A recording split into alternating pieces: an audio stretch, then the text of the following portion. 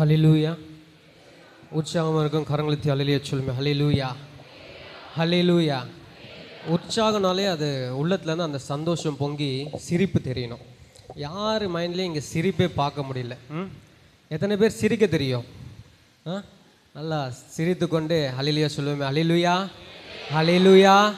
ஆமே. நம் கர்த்தருடைய வார்த்தையை கேட்கும்படியாக வந்து அமர்ந்திருக்கிறோம். கொஞ்ச நேரம் நாம் கர்த்தருடைய வார்த்தைக்காக செல்ல போகிறோம். அதுக்கு முன்னாடி சின்ன ஒரு சில குறிப்புகளை சொல்கிறேன். முடிந்த வரைக்கும் இந்த யூத் மீட்டிங்கில் நான் கலந்துக்கும் போது எல்லாமே யூத் பசங்க கவனிக்கிறத நான் பார்ப்பேன். ஏன்னா வந்து யூத் பசங்க இருக்கிறாங்க பாருங்கள், ரொம்ப கஷ்டம் அவங்கள. நம்ம பசங்களை வந்து அதை கவனிக்க வச்சு அவனை பிடிச்சி நான் கவனிக்க வைக்கணும். பக்கத்தில் இருக்கிறவன் என்ன பண்ணுவான், சும்மா இருக்க மாட்டான். அவன் கெட்டு போகிறது இல்லாமல் 4 பேர் கும்பல் சேர்ந்துப்பாங்க. இங்கே யாரெல்லாம் ஃப்ரெண்ட்ஸ் பக்கத்தில் உட்காந்துருக்கிறீங்க? ஃப்ரெண்ட்ஸாக 4 பேர் 3 பேர் உட்காந்துருக்கீங்க. கரங்களை உயர்த்தி சொல்லுமே. கரங்களை உயர்த்துங்க. நீங்களாம் கொஞ்சம் ஜாக்கிரதையாக இருக்கணும். ஏன் சொல்கிறேன்னா, ஒரு சின்ன எக்ஸாம்பிள் சொல்கிறேன், எல்லோரும் கேட்டுக்கோங்க. நான் வந்து ஒரு 10வது படிச்சிட்ருக்கேன். எங்கள் ஸ்கூலில் வந்து ஒரு பிரின்சிபல் இருக்கார். அவர் பேர் குப்பன். எங்கள் அப்பா வந்து என்ன சொன்னாருன்னு தெரில அவர்கிட்ட. ஐயா, இந்த பையனை கொஞ்சம் கவனிச்சிக்கோங்க. ஏன்னா ஒன்றுமே பண்ணாத மாதிரி தான் இருப்பேன், ஆனால் எல்லாத்தையும் பண்ணுவேன்.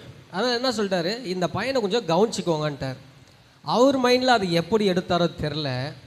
அவர் ரவுண்ட்ஸ் வரும்போதெல்லாம் உள்ளே வந்து என்னை குனியை வச்சு ஒரு குத்திட்டு தான் என்ன பண்ணுவார், திருப்பி ரவுண்ட்ஸை கண்டினியூ பண்ணுவார். கேட்குறீங்களா எல்லோரும்? நான் இதுக்குன்னு என்ன பண்ணுவேன், நான் ஃப்ரண்ட்டில் அந்த பக்கம் அந்த வாசல் பக்கத்தில் இருக்கிற பெஞ்சில் உட்காந்தா தானே அவர் என்ன பண்ணுறாரு, என்னை வந்து உள்ளே வந்து என்னை அடிச்சுட்டு போகிறாரு.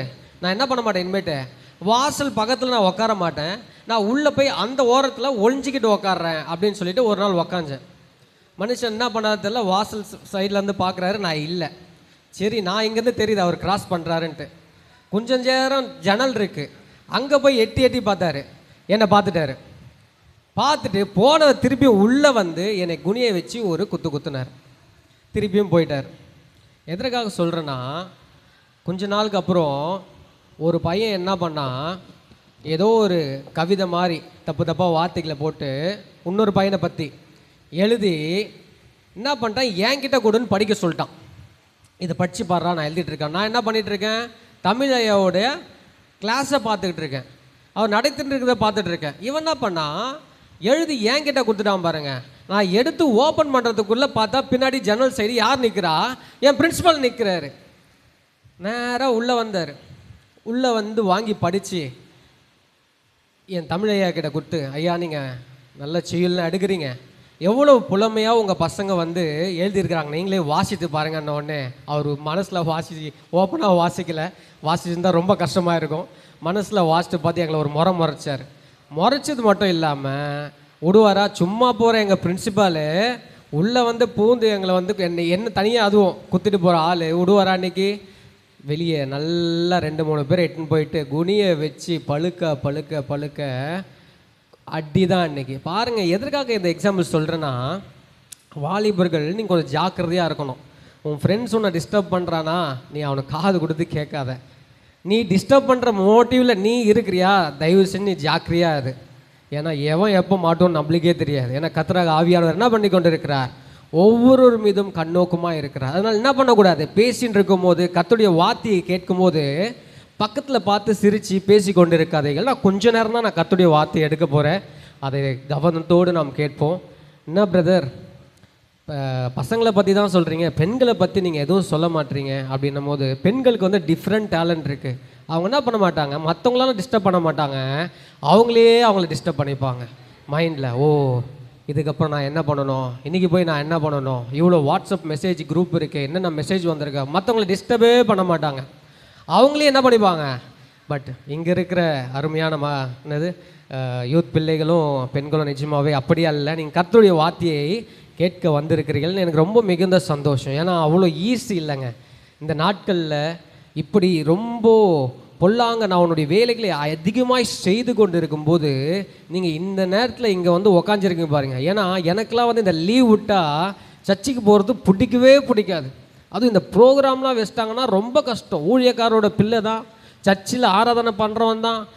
காலையிலேருந்து அந்த ஞாயிற்றுக்கிழமையான காலையிலேருந்து நைட் வரைக்கும் அங்கே ப்ரேயர் போயிட்டே இருக்கும் தான். இன்னும் எங்கள் பாஸ்டர்லாம் உங்களுக்கு எப்படின்னு தெரியல, எங்களுக்கு ஒரு பாஸ்டர் வருவார், மீசக்காரர் சொல்லுவோம்.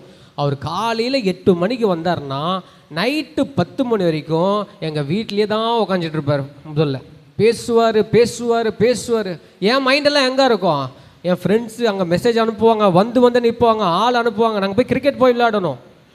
பாருங்கள், அப்படி இருந்தும் ஆனாலும் இன்றைக்கி நீங்கள் வந்து கர்த்தரை தேடுகிறவர்களாய் வந்திருக்கிறீர்கள், விசேஷித்தவர்களாய் காணப்படுகிறீர்கள். அல்லேலூயா அல்லேலூயா. உற்சாகமாக கரங்களை அல்லேலூயா சொல்லுமே. அல்லேலூயா அல்லேலூயா. ஆமென். என்னை பற்றி சின்ன ஒரு சாட்சியை சொல்லி நான் வந்து செய்திக்குள்ளாக கடந்து போவோம். நான் வந்து லாஸ்ட் ஒரு 15 வருஷமாக ஃபார்மாவில் ஒர்க் பண்ணிகிட்டு இருந்தேன். 14 வருஷம் நான் மேனேஜ்மெண்ட் ட்ரைனியாக இருந்து அதுக்கப்புறம் மெடிக்கல் ரெப்ரசன்டேட்டிவ், அதுக்கப்புறம் ஏரியா மேனேஜர், ஜோனல் மேனேஜர்னு சொல்லிட்டு கடைசியாக நான் விடும்போது ஜோனல் மேனேஜர். கடந்த 2 மாதங்களுக்கு முன்பு தான், ஜூலையில் தான் நான் என்ன பண்ணேன், முழுமையாக என்னை ஒப்பு கொடுத்தேன். ஏன்னா இதுக்கு மேலே எதற்காக நான் ஒப்பு கொடுத்தேன்னா, என்னுடைய சேல்ரி ஒரு 1.25 லட்சம் ரூபாய் இருக்கும் நான் வாங்கிட்டு இருந்தேன்னா. ஆனால் என்னன்னா எனக்கு வந்து அவ்வளோ வாங்கி எனக்கு ஒரு கேள்வி ஒன்று உண்டானது. 2000 கர்த்தர் எங்களை தொட்டார். கர்த்தராகி இயேசு கிறிஸ்து நாமத்தை நாங்கள் அறிந்து கொண்டோம். எங்களுடைய தாயாரின் மூலம் வந்திருக்கிறார்கள். பிசாசின் பிடியிலே மாட்டிக்கொண்டு இருக்கும்போது எங்களை காப்பாற்றுவார் யாருமே இல்லையே என்னும் போது, நாங்கள் கும்பிட்ட சாமியெல்லாம் எதுவுமே எங்களுக்கு உதவி செய்யலைன்னு சொல்லும் போது, யாருன்னே தெரியாத இயேசு வந்து எங்களுக்கு ரட்சிப்பை கொடுத்தார். அன்னிலேருந்து இன்றைக்கி வரைக்கும் கர்த்தருக்காக நாங்கள் ஓடிக்கொண்டு இருக்கிறோம். எத்தனையோ பேர் சொன்னாங்க, நீங்கள் போய் நல்லதை பெற்றுக்கொண்டு நீங்கள் திரும்பி என்ன பண்ணுங்கள், நம்ம கூட்டத்துக்கே வாங்க, ஏன் நீ அதில் மாறணும்னு எத்தனையோ பேர் அந்த ஆதி நாட்களில் வந்து சண்டைலாம் போட்டாங்க. நாங்கள் சொன்னோம், என்ன ஆனாலும் பரவாயில்ல. அன்றைக்கி நீங்கள் நினச்சி கூட பார்க்க மாட்டீங்க, நாங்கள் இருக்கிற வீடு அன்றைக்கி நாங்கள் என்ன யோசிச்சோன்னா விற்றுட்டு போயிடணும். ஏன்னா என்ன ஆகுது, இங்கே இருந்தால் தான் எங்களுக்கு பிசாசின் பிரச்சனை வருதுன்னு சொன்னாங்க. ஆனால் அந்த வீட்டின் மேலே இன்றைக்கி ஒரு சர்ச்சு சபையை கட்டி அங்கே ஆத்மாக்கள் வந்து ஆராதனை செய்கிறது, அநேகர் ரட்சிப்பை பெற்று கொண்டு இருக்கிறார்கள். கர்மதை வச்சோமே, நான் இன்றைக்கியோ இல்லை லாஸ்ட் 1 வருஷமோ லாஸ்ட் 2 வருஷமோ நான் வந்து என்ன பண்ணலை, ஊழியத்துக்கு ஒப்பு கொடுக்கணும்னு நான் வரவே இல்லை, யோசிக்கவே இல்லை. நான் ஆரம்பித்தது பார்த்தீங்கன்னா 2002 வந்து எனக்கு ஒரு 10 வயசோ 11 வயசோ. அதுலேருந்து ஒரு 2 வருஷம் நாங்கள் சர்ச்சுக்கு போகிறோம், ஊழியத்துக்கு போகிறோம், பாஸ்டர்ஸை பார்க்குறேன். அப்போ என்னுடைய உள்ளத்தில் ஒரு 12-13 வயசு இருக்கும். அப்போ என்னுடைய உள்ளத்திலே எனக்கு தோணுது, நான் பெருசானா என்ன ஆவேன், கண்டிப்பாக ஊழியக்காரனாக வருவேன். நான் பார்த்தது உண்டு. ஏன்னா எங்களை ஊழியக்காரர் வரும்போது, உங்களுக்கெல்லாம் ஊழியக்காரர்கள் நிஜமாகவே பக்கத்தில் இருக்கிறாங்க. கர்த்தர் உங்களுக்காக ஊழியக்காரர்களை பக்கத்தில் கூப்பிட்டா என்ன பண்ணலாம், ஒரு 5 மினிட்ஸ் 10 மினிட்ஸ் தூரத்தில் என்ன பண்ணலாம், வந்து உங்களுக்காக ப்ரேயர் பண்ணலாம். ஆனால் எங்களுடைய நாட்களிலே எங்கள் வீடு வந்து திருமலவாயில். ஆனால் எங்களுடைய போதகர் வந்து எங்கன்னா தண்டையார்பேட்டை, ஆல்மோஸ்ட் ஒரு 36 கிலோமீட்டர் அவர் கடந்து வரணும். 36 கிலோமீட்டர் கடந்து வரணும்னா அவர் நல்ல ஒரு வெயிட்டட் பர்சன், நல்ல ஒரு வெல்த்தியான பர்சனாக இருக்கிறாரு அப்படின்னா, நல்ல ஒரு காரை போட்டு வராருன்னா பரவாயில்ல, பெட்ரோல் செலவாகுது, பிரச்சனை இல்லை. அவர் வச்சுக்கிறது ஒரு காரு, அது ஆதி காலத்தில் 1960 1950க்கு முன்னாடி வச்சுருந்த ஒரு கார் வச்சுருப்பார், பொம்மை கார். அது பேரே பொம்மை கார் தான். அதை வச்சுக்கிட்டு என்ன பண்ணுவார், வரும்போதெல்லாம் இது உடஞ்சிச்சு, செயின் பிரிஞ்சிச்சு. பைக் ஒன்று வச்சுருந்தார், அதுவும் பிரச்சனை.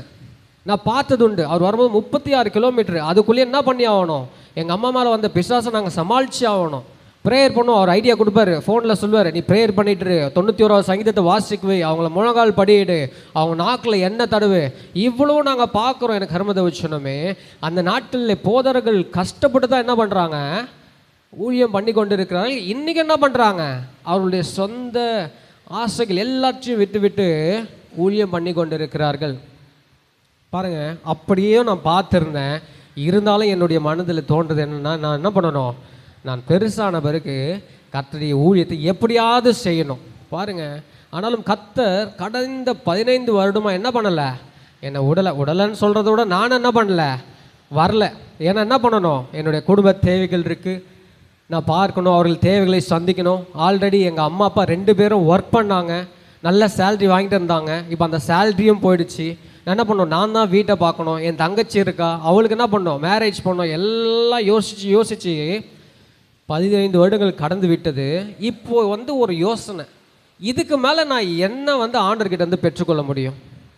வீடு இருக்குது, நல்ல வேலை இருக்குது, குடும்பம் இருக்குது, பிள்ளைகள் இருக்குது, தேவைக்கு ஏற்றது போல் அதிகமாக தான் நான் என்ன பண்ணுறேன், சம்பாதித்து கொண்டு இருக்கிறேன்.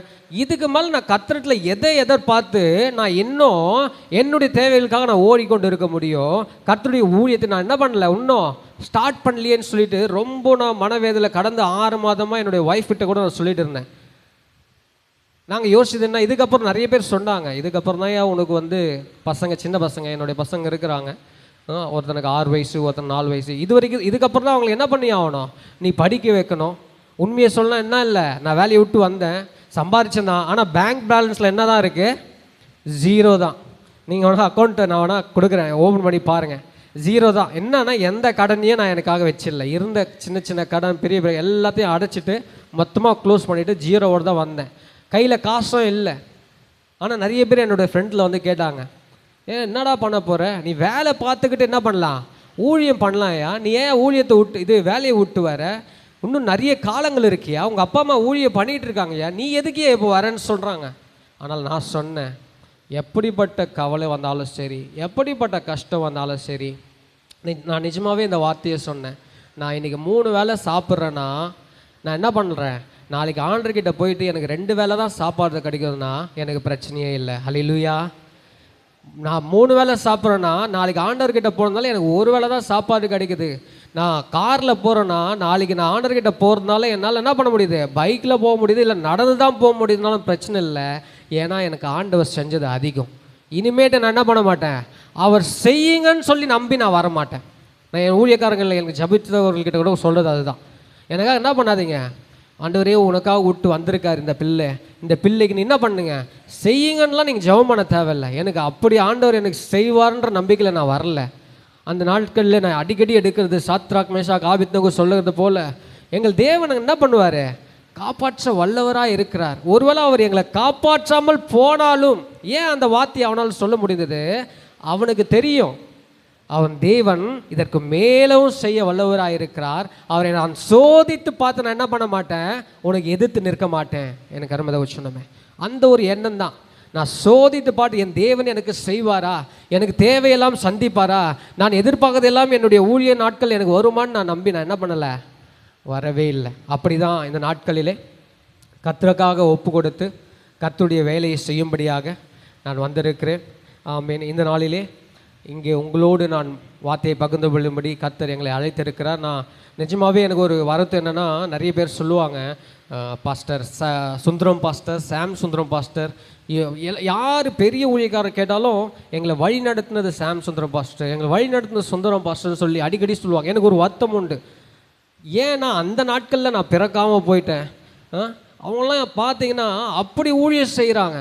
எனக்கு அருமதை வச்சுனோமே அவரை எக்ஸாம்பிளாக வச்சு அத்தனை பேர் ஊழியம் செய்கிறத பார்க்கும்போது கண்டிப்பாக நம்மளும் என்ன பண்ண முடியும், இயேசு நாமத்தை வைத்து அநேகர் இங்கே இருக்கிறவர்கள் அநேகர் ஊழியக்காரர்களை மாற முடியும். ஹல்லேலூயா, ஹல்லேலூயா. சரி, 2வது நான் இப்போ என்னோடய சாட்சியை முடித்துக்கொண்டு கடந்து நம் வார்த்தைக்குள்ளாக போக போகிறோம். வார்த்தைக்குள்ளாக போகும்போது நான் ஒரு கேள்வி உங்களிடத்தில் கேட்கும்படியாக நான் ஆசைப்படுகிறேன். எத்தனை பேருக்கு சண்டை செய்கிறது தான் பிடிக்கும்? எத்தனை பேருக்கு சண்டை பண்ணுறதுனா பிடிக்கும்? நிறைய பேர் சிரிக்கிறாங்க. ஆல்ரெடி ஃபஸ்ட் நான் அதை தான் செஞ்சிட்ருக்கேன். எங்கள் ஏரியாவில் வந்து நீங்கள் வந்து என்ன பண்ணுங்கள், கேட்டு பாருங்கள், என் பேரை சொன்னாலும் என்ன ஆகும், அந்த தெருவே அழுறோம். எத்தனை பேர் அப்படி இருக்கீங்க? சண்டை செய்ய யாருக்கு சண்டை செய்ய பிடிக்காதா? பரவாயில்லைங்க. நிஜமாகவே நம்மளுக்கு பசங்களுக்கு கையில் சண்டை செய்யணும், பொண்ணுங்களுக்கு எப்படிலாம் சண்டை செய்ய தெரியும், வாயில் தான் சண்டை செய்ய தெரியும். அவங்க வாயை திறந்தாங்கன்னா என்ன பண்ண முடியாது, ஜெயிக்க முடியாது. ஆனால் இங்கே இருக்கிற வாலிபர்கள் கண்டிப்பாக என்ன பண்ணுறதில்ல, அப்படியான காரியங்கள் இல்லை. ஆனால் இன்றைக்கி நான் உங்களுக்கு சொல்ல போகிறது, நம்ம என்ன பண்ண போகிறோம், சண்டை வாயிலேருந்து கூட வராதா, சண்டை செய்ய போகிறோம். எனக்கு அருமதை வச்சோம். நம்ம என்ன பிரதர் எல்லாம் பாஸ்டர்ஸ்லாம் நினைக்கிறாங்க, ஐயோ உன்னை வந்து நான் வந்து கர்த்தருடைய வார்த்தையை பகிர்ந்து கொள்ளும்படியாக வர சொன்னால் நீ என்ன பண்ணுற, நல்லா இருக்கிற பசங்களை கெடுத்துட்டு போயிடுவோம் போல இருக்கு. இன்றைக்கி போகும்போது 2 பேரை இவனுங்க அடிக்காமல் போக மாட்டானுங்க போல இருக்கு. எனக்கு அருமதை வச்சோன்னமே, நான் சின்ன வயசில் 2000 ரட்சிக்கப்பட்ட போது அதுக்கப்புறம் கண்டினியூஸாக நாங்கள் திருவொற்றியூர் கிளம்பி 30 கிலோமீட்டர் 36 கிலோமீட்டர் காலைல 4 மணிக்கு கிளம்பி சர்ச்சுக்கு போகிறது உண்டு. போயிட்டு ப்ரேயர்லாம் முடிச்சுட்டு நைட்டு அடுத்த நாள் தான் வருவோம். அப்படி இருந்தது வந்து அதுக்கப்புறம் எங்கள் வீட்லேயே நாங்கள் என்ன பண்ணோம், ஒரு 2-3 வருடங்கள் கழித்து எங்கள் வீட்டு மேலேயே இடத்த கொடுத்தோம். திருமலா இல்லை கர்த்தருடைய நாமம் அறிவிக்கும்படியாக.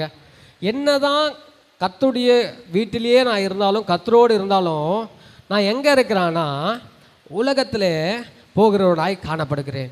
ஏன்னா முதலாவது நான் சொன்னேன்ல, இந்த ஃப்ரெண்ட்ஷிப் வந்து பெரிய பிரச்சனை. அவனை வச்சுக்கவும் முடியாது, என்ன பண்ண முடியாது, தள்ளவும் முடியாது. இந்த உலகத்தின் ஃப்ரெண்ட்ஷிப் வந்து அவ்வளவு கஷ்டம். நம்ம நினைப்போம் அவனை மாற்றிடலான்ட்டு, ஆனால் அவன் ஈஸியாக என்ன பண்ணுவான், நம்மளை மாற்றிடுவான். அவன் சைடில் ஈஸியாக நம்மளை என்ன பண்ணுவான், சாய்த்து கொள்வான். அப்படியான உலகத்திலே நம்ம என்ன பண்ணி கொண்டு இருக்கிறோம், வாழ்ந்து கொண்டு இருக்கிறோம். நானும் அப்படி தான். ஃப்ரெண்ட்ஷிப்பு, ஃப்ரெண்ட்ஸு, பழக்க வழக்கங்கள் பார்த்திங்கன்னா அப்படியா. எங்களுக்குன்னு ஒரு குரூப் இருக்குது, எங்களுக்குன்னு ஒரு அட்டி இருக்குது. டெய்லி நைட் ஆனால் என்ன பண்ணுவோம், 7:30 மணிக்கு போய் உக்காஞ்சோன்னா நைட்டு 10:30 11. ஏன்னா ஒரு வயசு வரைக்கும் எங்கள் தகப்பன் தாயார் என்ன பண்ணாங்க, என்னை தடுத்தாங்க. எத்தனை மணிக்குள்ளே நீ வீட்டுக்கு வரணும், 8 மணிக்குள்ளே நீ வீட்டுக்கு இருக்கணும். எங்கே போனாலும் என்ன பண்ணணும், நீ எனக்கு ஃபோன் பண்ணி சொல்லிட்டு தான் நீ என்ன பண்ணணும், நீ அந்த இடத்துக்கே போகணும். ஒரு வயசுக்கு மேலே என்ன பண்ண முடியல. ஏன்னா பையன் என்ன பண்ண ஆரம்பிச்சிட்டான், சம்பாதிக்க ஆரம்பிச்சிட்டான். பையன் என்ன பண்ண ஆரம்பிச்சிட்டான், காலேஜ் படிக்க ஆரம்பிச்சிட்டான். இவனை இனிமேல் என்ன பண்ண முடியாது, இவனை கண்ட்ரோல் பண்ண முடியாது. அப்படி தான் நானும் வாழ்ந்து கொண்டு இருந்தேன். எங்களுக்குன்னு ஒரு குரூப்பு, எங்களுக்கு ஒரு நட்டி, எங்களுக்கு நாங்கள் என்ன பண்ணுவோம், நைட் ஆனால் 7:30 மணிக்கு மேலே போய் 12, 11, 12 வரைக்கும் இருந்துட்டு வீட்டுக்கு வர காலங்கள் இருந்தது. பாருங்கள், ஒரு நாள் என்ன ஆகுது, எனக்கும் என்னுடைய க்ளோஸ் ஃப்ரெண்டுக்கும் ஒரு மனஸ்தாபம். சண்டைலாம் இல்லை, பிரச்சனைலாம் இல்லை, ரொம்ப க்ளோஸ் ஃப்ரெண்டு. ஒரு மனஸ்தாபம் வந்தது. நான் என்ன பண்ணேன், இனி என்ன பண்ண மாட்டேன், அந்த குரூப்பில் வந்து நான் உட்கார மாட்டேன். அதுலேருந்து நான் என்ன பண்ண ஆரம்பிச்சேன்னா, வேலைக்கு போனால் வீட்டுக்கு வந்துடுவேன், வேலைக்கு போனால் வீட்டுக்கு வந்துடுவேன். வீட்டுக்கு வந்த பிறகு இருக்க இருக்க இருக்க இப்போ என்ன தோணுது, நான் இயேசுக்காக ஏதோ ஒன்று செய்யணும் அப்படின்னு மனசில் தோண ஆரம்பிக்குது. என்ன பண்ண ஆரம்பித்தேன், காலையில் 4:50க்கு இந்த டைம் மட்டும் எனக்கு மட்டும் இந்த பர்ஃபெக்ஷனிஸ்ட். நான் லாஸ்ட் வாட்டி நான் ஒரு சர்ச்சு இதில் கூட பேசும்போது சொல்லியிருந்தேன், எனக்கு வந்து இந்த பர்ஃபெக்ஷனிஸ்ட் இருக்கணும். எப்படின்னா 4:50க்கு எழுந்துக்கணும். 5 மணிக்கு நான் ப்ரேயர் பண்ணணும்னா நான் என்ன பண்ணணும், 5 மணிக்கு எழுந்துக்கூடாது. 4:50க்கு நான் எழுந்து ப்ரஷ் பண்ணி ஃப்ரெஷ் ஆகிட்டு 5 மணிக்கு போயிடணும். எனக்கு 4:55 இல்லை 5 மணிக்கு எழுந்தாலும் என்ன ஆகாது, மனசு ஒத்துக்காது. அதுக்கு பேர் என்ன வச்சுருக்கிறாங்க, ஓசிடின்னு வச்சுருக்காங்க கூட. நான் கடந்த வாரத்தில் சொல்லியிருந்தேன். அப்படி தான் சொல்லுவாங்க. ஏன்னா நீட்டாக இருக்கணும், கரெக்டாக பண்ணணும்.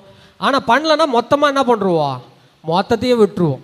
பாருங்கள், ஒரு 6 மாதங்கள் காலையில் எழுந்துப்பேன். 4:50க்கு அலாரம். யாரும் எனக்கு சப்போர்ட் பண்ணல, யாரும் வந்து என்னை புஷ் பண்ணல, எந்த ஊழியக்காரும் வந்து என்ன பண்ணல, என்னை எழுந்துருன்னு சொல்ல. என்னுடைய தகப்பன என்னுடைய தாய் என்ன பண்ணல, இவன் இப்படி தான் விட்டதோடு என்ன பண்ணுறாங்க, அவங்க ஊழியம் பார்த்துக்கிட்டே இருக்கிறாங்க. அவங்க வந்து என்ன பண்ணல, எதை குறித்து என்கிட்ட வந்து புஷ் பண்ணல. அப்பப்போ எங்கள் அம்மா சொல்லுவாங்க, நம்ம ஊழியம் பார்க்குறோம் தம்பி, என்ன பண்ணணும், நம்ம ஊழியத்தை நீ தான் தலையும் நிற்கணும், கவுத்துறக்கூடாது, அசிங்கப்படுத்துறாதுன்னு மட்டும் அடிக்கடி எங்கள் அம்மா சொன்னது உண்டு. அது மட்டும் என் காதில் இருந்தது. ஆனால் என்றைக்குமே அவங்க என்ன பண்ணல, எழுந்து நீ ஜெபின்லாம் சொல்ல மாட்டாங்க. 4:50க்கு எழுந்திருப்பேன். எழுந்து ஃப்ரெஷ் ஆகிட்டு 5 மணிக்கு போயிடுவேன். 5 மணிக்கு போயிட்டு 1 hour முழங்கால்லையே நான் ஜெபம் பண்ணுவேன். முழங்கால்லையே. அதுக்கும் நான் என்ன பண்ணுவேன், ஓசிடி பேஷண்ட்டில் பிரித்து வைப்பேன். 1/4 மணி நேரம் என்ன பண்ணணும், நான் பாட்டு பாடணும். 1/4 மணி நேரம் என்ன பண்ணணும், நான் வர்ஷிப் பண்ணணும். 1/4 மணி நேரம் என்ன பண்ணணும், நான் கர்த்தரோடு அமர்ந்து நான் அவரை வந்து துதிச்சிக்கிட்டே இருக்கணும். ஏன்னா கர்த்தர் என்னோடு பேசுவார். அடுத்த 1/4 மணி நேரம் ஜனங்களுக்காக நான் ஜெபம் பண்ணணும். பாருங்கள், இப்படி பிரித்து வச்சு அதுக்கப்புறம் 6 மணிக்கு அப்புறம் எழுந்து கிளம்பி ஒரு 15-20 மினிட்ஸ் நான் பைபிளை வாசிப்பேன். ஒரு 5 அதிகாரம் வாசிப்பேன். திரும்பி எழுந்து கிளம்பி போய் நல்ல ஒரு ஜாக்கிங் பண்ணுவேன். ஏன்னா அந்த நாட்களில் பார்த்தீங்கன்னா, சின்ன வயசில் பார்த்தீங்கன்னா நல்லா இப்படி தான் இருந்திருக்கேன். என்னோடய வெயிட் எல்லாம் அதிகம். இப்போ என்னவோ நான் கம்மியாக இருக்கிறேன். நான் ஹையஸ்ட் வெயிட் வந்து 87 வரைக்கும் போயிருக்கேன். அப்படியான காலத்தில் ஒரு 6 மாதம் கர்த்தர் என்னை வழி நடத்தினார். எனக்குள்ளே ஏதோ ஒன்று தோன்றினது. நான் ஜெபம் பண்ணேன், என்னோடு பேசுங்க ஆண்டவரே அப்படின்னு சொல்லி நான் என்ன பண்ணுறேன், ஜெபம் பண்ணுறேன். ஜெபம் பண்ணும்போது எங்கள் அம்மா கிட்ட போய் முழங்கால் படிக்கிறேன். எங்கள் அம்மா மூலிமா அநேக தடைகள் என்னுடைய கர்த்தராகிய இயேசு கிறிஸ்து பேசியிருக்கிறார். நான் போய் அவரிடத்துல முழங்கால் படிட்டு ஜெபம் பண்ணுறேன். என்னோட பேசுங்க உள்ளத்தில். அவங்ககிட்ட நான் என்ன பண்ணல, கேட்கல, எனக்கு ஆண்டவர் பேசணும் அப்படிலாம் எப்போவுமே நான் கேட்க மாட்டேன். உள்ளத்தில் நான் ஜெபம் பண்ணுறேன், ஆண்டவர் இன்றைக்கி என்னோட நீங்கள் பேசி ஆக வேண்டும் அப்படின்ட்டு. கர்த்தராகிய ஆவியானவர் என்னோட அன்றைக்கி பேசினார். மகனே, நீ எல்லாம் என்னென்ன பண்ணணுமோ எல்லாத்தையும் பண்ணி சுற்றி வந்துட்ட. இப்போ என்கிட்ட அமர்ந்துருக்கிற. இன்றைக்கி ஒரு கேள்வி உன்னிடத்துல நான் வைக்கிறேன். என்ன கேள்வினா, நீ பட்டயத்தை எடுத்துக்கொண்டு என் கூட நான் நிற்க போறியா, இல்லை எனக்கு எதிராக பிசாசோடு நீ நிற்க போறியா? பாருங்க, இப்படிப்பட்ட வார்த்தையை நான் கேள்விப்பட்டதே இல்லை. என் உள்ளம் உடையப்பட்டது. ஏன்னா எனக்கு ரொம்ப பிடிச்சவர், நான் 10-12 வருடங்களாக நான் பார்த்து எனக்கு எல்லாத்தையும் செஞ்சவர். அவருடைய வார்த்தையை நான் கேட்டிருக்கிறேன், அவரை துதிச்சு ஆராதிச்சிருக்கிறேன், அவரை பாடி கீர்த்தனம் பண்ணியிருக்கிறேன். ஆனால் என்னப்பா ஒரு கேள்வி கேட்குறாரு, நீ ஏன் கூட நின்று பட்டயத்தை எடுத்துக்கொண்டு ஏன் கூட நின்று நீ வார் செய்ய போறியா, போர் செய்ய போறியா, இல்லை பிசாசனுக்கு கூட இருந்து நீ எனக்கு எதிராக போர் செய்ய போறியா? இந்த ஒரு வார்த்தையை மட்டும் கர்த்தராகிய ஆவியானவர் அந்த நாளிலே கேட்டார். எனக்கு அருமை உச்சனமா மனம் உடைந்து போனேன். நான் ஒப்பு கொடுத்தேன். ஆண்டவரே, கண்டிப்பாக நான் என்ன பண்ண போகிறேன், உங்கள் கூட தான் நிற்க போகிறேன். பிசாசானுக்கு எதிர்த்து நின்று நான் உங்கள் கூட தான் நிற்க போகிறேன். நான் உங்கள் கூட நின்று தான் நான் என்ன பண்ண போகிறேன், ஜெயிக்க போகிறேன். பாருங்கள், நான் எப்போ ஒப்பு கொடுத்தனோ அன்னிலேருந்து ஆவியான நடத்த ஆரம்பித்தார். வெளியே பார்த்தீங்கன்னா நான் போயிட்டு வந்தேன்ல ஒரு அட்டி, அங்கே பார்த்தீங்கன்னா ஒரு ஏரியா கலவரம் ஆகி அங்கே ஒரு பெரிய பிரச்சனையாகி அங்கே என்னோடய ஃப்ரெண்ட்ஸ் என்ன பண்ணிட்டாங்க, போலீஸ் ஸ்டேஷன் எடுத்துன்னு போய் உட்கார வச்சு பொலந்து என்ன பண்ணுறாங்க, அடுத்த நாள் ஒரு 75 கேஸை போட்டு வீட்டுக்கு அமுச்சு விட்டாங்க. ஒருவேளை ஒரு மாதம் நான் தள்ளி கொஞ்ச நாள் இன்னும் நான் என்ன பண்ணலாம், இந்த உலகத்தோடு நான் வாழ்ந்து கொள்ளலாம். கொஞ்ச நேரம் என் ஃப்ரெண்ட்ஸோடு நான் என்ன பண்ணலாம், என்னோட நேரங்களை நான் செலவிடலாம். கொஞ்ச நேரம் இயேசுவை மறந்து நான் பிசாசனோடு நின்று அவன் கொடுக்குற சந்தோஷங்களை நான் பங்கு கொள்ளலாம் என்று நான் நினைத்திருந்தேன். ஆனால் கொஞ்சம் டைம் மிஸ் பண்ணியிருந்தேன்னா அந்த போலீஸ் அடி யாருக்கு வந்திருக்கோம், எனக்கும் வந்திருக்கும். நல்ல வழி, இது வரைக்கும் போலீஸ் அடி நான் வாங்கினதில்லை. இதுக்கப்புறம் வாங்கினாலும் யார் மூலியமாக தான் வாங்க போகிறேன், இயேசுக்காக வாங்குறதுனால பிரச்சனை இல்லை, நான் வாங்கிக்க ரெடி. பாருங்கள், எவ்வளோ பெரிய ஒரு ஆபத்திலிருந்து என்ன பண்ணுறாரு, பாதுகாத்து வெளியே கொண்டு வர்றாரு. பாருங்கள், நம்ம எவ்வளோ தூரம் போகலாங்க, எவ்வளோ தூரம் நீ போக முடியுமோ போகலாம், எவ்வளோ தூரம் நீ உலகத்தை நோக்கி என்ஜாய் பண்ண முடியுமோ பண்ணலாம். ஆனால் கர்த்தர் ஒரு நாள் உன்னை திருப்பி கொண்டு வரணும்னா அவர் என்ன பண்ணுவார், எப்படிப்பட்ட நீ மைண்டில் இருந்தாலும் உன்னை மாற்ற வல்லவராக இருக்கிறார். ஹல்லேலூயா, ஹல்லேலூயா. இன்றைக்கி எல்லாரும் நம்ம என்ன பண்ணியிருக்கிறோம், அப்படி ஒரு நிலைமையில வந்து நம்ம உட்கார்ந்து வந்திருக்கிறோம். நான் எல்லாரையும் சொல்லலை, ஒரு சில வாலிபர்கள் இன்னும் உலகத்திலே இருக்கிற ஆசைகளை நோக்கி ஓடுக்கிறது நம்மளால் பார்க்க முடிகிறது. இன்றைக்கி அதே கேள்வி தான் உங்களிடத்தில் நான் வைக்கிறேன். நம்ம இன்றைக்கி என்ன பண்ண போகிறோம், சண்டை செய்ய போகிறோம். நாம் கர்த்தரோடு நின்று சண்டை செய்ய போகிறோமா, இல்லை பிசாசோடு நின்று இயேசுவை எதிர்கொள்ள போகிறோமா? எத்தனை பேர் சொல்கிறீங்க, நான் கர்த்தரோடு நிற்க போகிறேன்? கரங்கள் வைத்து ஹல்லேலூயா சொல்லுவோமே. ஹல்லேலூயா, ஹல்லேலூயா. கர்த்தரோடு நிற்போங்க, கர்த்தரோடு நிற்போம். ஏன்னா அவர் என்ன பண்ணியிருக்கிறாரு, எனக்காக ஜீவன் தந்திருக்கிறார், எனக்காக மரித்திருக்கிறார். ஹல்லேலூயா. எனக்காக ரத்தம் சிந்திருக்கிறார். அவருக்காக நான் அவர் கூட நிற்க மாட்டேனா? பாருங்க, இந்த நினப்பு தான் எனக்கு அன்னைக்கு தோணுச்சுங்க. அதுதாங்க உள்ள இன்னும் கர்த்தருக்காக நான் செய்யணும், கர்த்தருக்காக செய்யணும். இன்னைக்கு நான் கர்த்தருக்காக வந்ததுமே இது ஒரு காரணம்தான். என்ன ஆனாலும் பரவாயில்ல, என்னுடைய வாழ்க்கையில் என் ஜீவனே போனாலும் பரவாயில்ல, என் கர்த்தரோடு நான் நிற்க போகிறேன். ஹல்லேலூயா. அந்த பட்டயத்தை எடுத்து நான் கர்த்தரோடு நிற்க போகிறேன். இதுதான் நம்ம பார்க்க போகிறோம், எப்படி நம்ம இன்னைக்கு ஜெயம் கொள்ள போகிறோம். ஹல்லேலூயா. பட்டயத்தை எடுத்துட்டோம். இது ஒரு ஸ்கிரிப்டட், ஆல்ரெடி ஒரு ஸ்கிரிப்டடான ஒரு வார். பாருங்கள், ஒரு வார்னா எப்போ ரிசல்ட் தெரியும், வார் முடியும் போது தான் என்ன பண்ண முடியும், ரிசல்ட் தெரிஞ்சிக்க முடியும். ஜனங்கள் யார் அடிக்கப்பட்டார்கள், யார் ஓடுனாங்க, எந்த ராஜா சிறைப்பிடிக்கப்பட்டான், இதெல்லாம் எப்போ தான் வார் நம்மளுக்கு ரிசல்ட் தெரியும், கடைசியில் தான் தெரியும். ஆனால் இந்த வார் பொறுத்த வரைக்கும் நம்மளுக்கு ஆன்சர் பிஃபோராகவே கொடுத்தாச்சு. நீங்கள் வெளிப்பட்ட விசேஷத்தில் போய் பார்த்தீங்கன்னா கர்த்தராகிய இயேசு கிறிஸ்து கடைசி நாளில் என்ன பண்ண போகிறாரு, அவர் என்ன பண்ண போகிறாரு, பிசாசை போய் தூக்கி பாதாளத்தில் போட்டு அடைச்சி 1000 வருஷம் ஆள போகிறாரு. அதுக்கப்புறம் மொத்தத்தையும் அழிச்சு புதியவானை கொண்டு வர போகிறாரு. அவருக்காக நின்ற பரிசுத்தவான்கள் என்ன பண்ண போகிறாங்க, அவரோடு போய் நின்று வாழ போகிறாள்ன்ற சொல்லி ரிசல்ட் கொடுக்கப்பட்டாச்சு. ரிசல்ட்டை நீ மாற்றவே முடியாது. ரிசல்ட் என்ன பண்ண முடியாது, ரிசல்ட் வந்துடுச்சுன்னா நம்மளால் என்ன பண்ண முடியாது. இங்கே கொடுக்குற ரிசல்ட் ஆச்சு, எக்ஸாமில் நம்ம 12th எழுதுகிறோம், 10th எழுதுகிறோம், இங்கே கொடுக்குற ரிசல்ட் ஆச்சு என்ன பண்ண முடியும், திருப்பி எழுதி போட்டு எப்பா நான் எழுதுனது கரெக்டுப்பா, நானும் பண்ணது உண்டு, 12th என்ன பண்ணேன் மார்க் கம்மியாயிடுச்சு, என்னால் மனசு பொறுக்க முடியல, என்ன பண்ணுறது, எழுதி போடுவோம். ஆனால் எனக்கு தெரியும் அந்த மார்க் தான் வரும்ன்ட்டு. எனக்கு என்ன தெரியும், இவ்வளோ தான் எழுதியிருக்கிறேன், இவ்வளோ தான் வரும். ஆனால் யார் மனசு புண்படக்கூடாது, என் தாய் தகப்பனார் மனசு புண்படக்கூடாது, சரி எழுதி போடுவோம். எழுதி போட்ட வரைக்கும் இதுதான் உன் மார்க், என்ன பண்ணாச்சு, மாற்ற முடியல. மேபி இங்கே மாற்றலாம் நீங்கள், ஆனால் அந்த ரிசல்ட்டை என்ன பண்ண முடியாது, மாற்ற முடியாது. எனக்கு கர்ம தவுச்சனமே, அந்த ரிசல்ட்டை மாற்ற முடியாது. ஆனால் நீ யார் பக்கம் நிற்கிற, நீ தோக்குறவர்கள் பக்கம் நிற்கிறியா இல்லை ஜெயிக்கிறவர்கள் பக்கம் நிற்கிறியா, அதுதான் இப்போ உனக்கு ரிசல்ட் கொடுக்க போகுது. அல்லேலூயா, அல்லேலூயா. இயேசு வந்து உனக்காக சண்டை செய்ய போகிறதில்ல. நீங்கள் நல்லா புரிஞ்சுக்கணும். இயேசு வந்து என்னை காப்பாற்றுவார், இயேசு வந்து என்னை தூக்கி விடுவார், இயேசு வந்து என்ன பண்ணுவார், என் கரங்களை பிடித்து இழுத்துக்கொள்வார். இதெல்லாம் நீங்கள் சொல்லி உங்களை ஏமாற்றிக்காதீங்க. நீங்கள் தான் இன்னைக்கு சண்டை செய்ய போகிறீங்க. இனி வரும் காலங்களில் நீங்கள் தான் என்ன பண்ண போகிறீங்க, சண்டை செய்ய போகிறீங்க. அதற்கு நமக்கு முக்கியம் எது தேவை, எது தேவை, எதுங்க தேவை? ஒரு வாருக்கு மிலிட்ரி ஒருத்தர் போகிறாரு அப்படின்னா என்ன கொண்டு போவார், கேப்பா இல்லை ஷர்ட்டா இல்லை ஷூவா, என்ன கொண்டு போடுவார்? ஆர்மியில் அவர் போகிறாருன்னா கன்னு இருக்கணும். கன் இல்லாமல் என்ன பண்ண முடியாது, போகவே முடியாது. எனக்கு கர்மத்தை வச்சோனுமே எபேசியர் 6ஆம் அதிகாரம் 12வது வசனங்களில் 13வது வசனங்களிலே 13 கூட வேணாம், சரி 13லேருந்து வாசிப்போம். எபேசியர் 6:13. ஆகையால் தீங்கு நாள், ஒரு மைக் அவங்க வீட்டில் கொடுக்க முடியும்னா கொடுங்க, ஒரு மைக் கொடுத்தா பெட்டராக இருக்கும் ப்ளீஸ். அந்த லாஸ்ட்ல இருக்க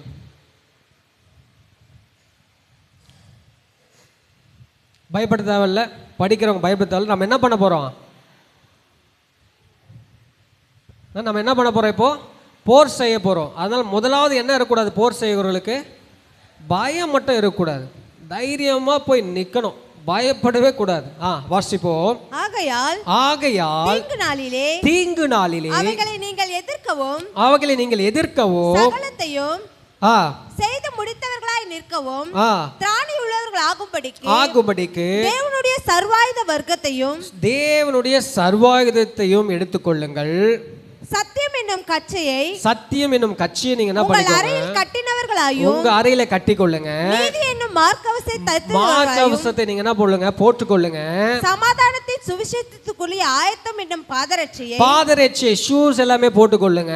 கால்களிலே தொடுத்தவர்களாயும் பொல்லாங்கன் எய்யும் அக்கினி அஸ்திரங்களை எல்லாம் அவுத்து போடத்தக்கதாய் எல்லாவற்றுக்கும் மேலாக விசுவாசம் என்னும் கேடகத்தை பிடித்துக் கொண்டவர்களாயும் நில்லுங்கள். அதுக்கப்புறம் வாசிப்போம். ரட்சண்யம் என்னும் தலைசீராவையும் தேவ வசனமாகிய என்னத்தை, எல்லாரும் சொல்லுங்க, என்னத்தை, தேவ வசனமாகிய ஆவியின் பட்டயத்தையும் எடுத்துக்கொள்ளுங்கள். எனக்கு கர்மத்தை வச்சோமே, கிறிஸ்தவர்கள் என்ன பண்றது ஒரு பெரிய தப்புனா, அவங்க என்ன பண்ணுவாங்க, சத்தியம் என்னும் கட்சியை என்ன பண்ணுவாங்க, கட்டிக்கொள்வாங்க, மார்க்கவசம் போட்டுக்கொள்வாங்க, சமாதானத்தின் சுவிசேஷத்தை அறிவிக்கிறவர்களாய் பாருங்க. அவங்களால ட்ரெஸ் போட்டுக்க முடியும், ஒயிட் அண்ட் ஒயிட்டு, ஞாயிற்றுக்கிழமையில் ஆனால் ஒயிட் அண்ட் ஒயிட்டு போட்டுன்னு போக முடியும். சத்திய பைபிள் என்ன பண்ண முடியும், கேரி பண்ண முடியும். சுவிசேஷத்தை என்ன பண்ண முடியும், எங்கே போனாலும் ட்ராக்ஸ் கொடுத்து அவங்களால சொல்ல முடியும். பாருங்க, அவங்களால ஜெபத்தில் அவர்கள் தரித்திருக்க முடியும், எல்லாமே செய்ய முடியும். ஆனால் நீ சண்டை செய்யணும்னா, நீ வார் செய்யணும்னா எது முக்கியம், பட்டயம், தேவ வசனமாகிய ஆவியின் பட்டயம். இதுதாங்க நிறைய பேர் மிஸ் பண்ணுறாங்க. மற்றவங்களுக்கு சொல்லி கொடுப்பாங்க, எப்பா இந்த வசனத்தை படி, இந்த வசனத்தை சொல்லு, எல்லாம் சொல்லி கொடுப்பாங்க.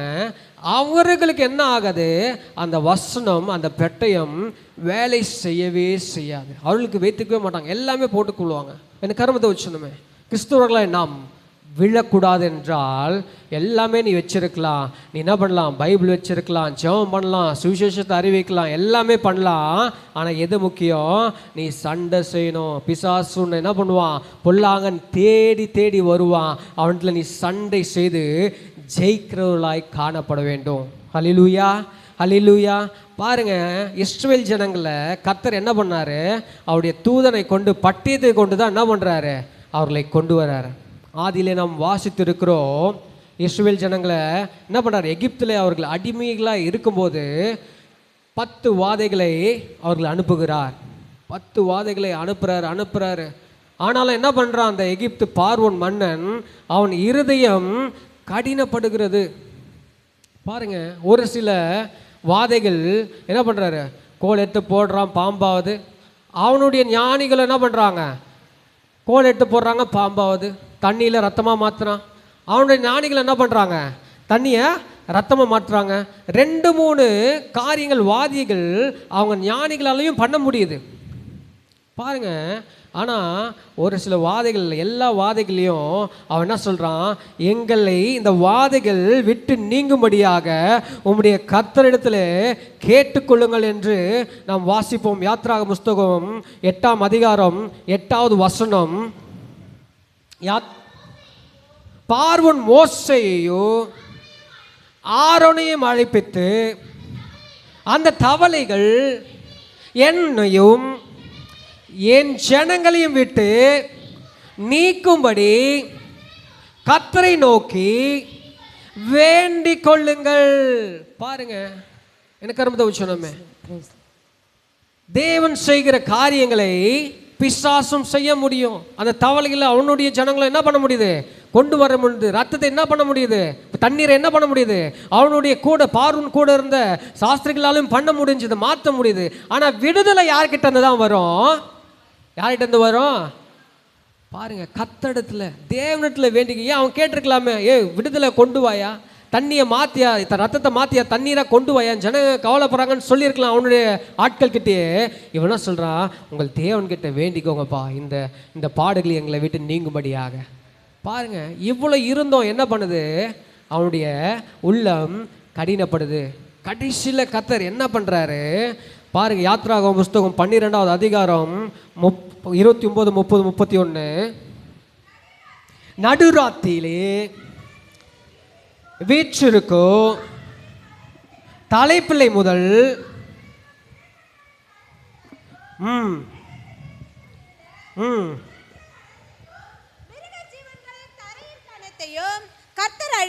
அழித்தார். பாருங்க, அவர் பட்டயத்தை கொண்டு எல்லா தலைச்சன் பிள்ளையும், இஸ்ரவேல் ஜனங்களுக்கும் எகிப்து ஜனங்களுக்கும் வித்தியாசம் உண்டாக்கத்தக்கதாக எல்லா தலைச்சன் பிள்ளைகளையும் அடிக்கிறார். பாருங்க, பட்டயத்தை கொண்டு. எனக்கு அருமதை வச்சு நம்ம தேவன் போதும், தேவனிடத்துல விடுதலை உண்டு.